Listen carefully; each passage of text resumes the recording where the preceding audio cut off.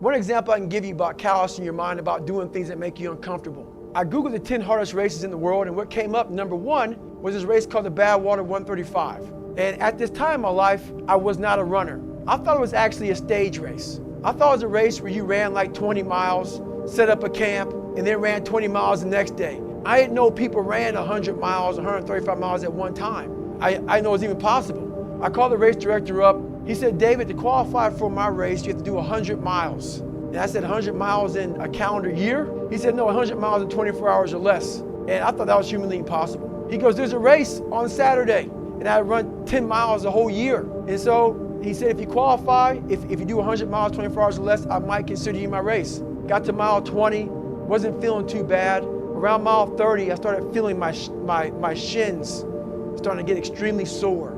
And I started to develop stress fractures, shin splits. I started feeling the metatarsals in my feet starting to break at around mile 50. By mile 70, I was totally destroyed. And I sat down in this blue lawn chair, and I literally couldn't stand up. I was destroyed.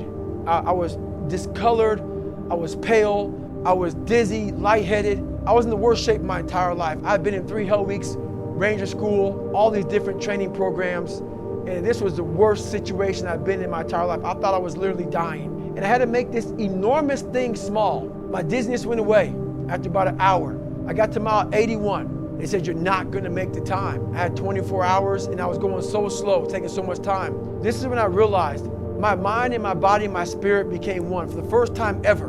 And I went to a level that I never thought was humanly possible for myself or anybody else. In that shape that I was in, I was able to run 19 miles. I ran 19 miles, did 100 miles, I actually did one more mile. I did 101 miles in 18 hours and 56 minutes.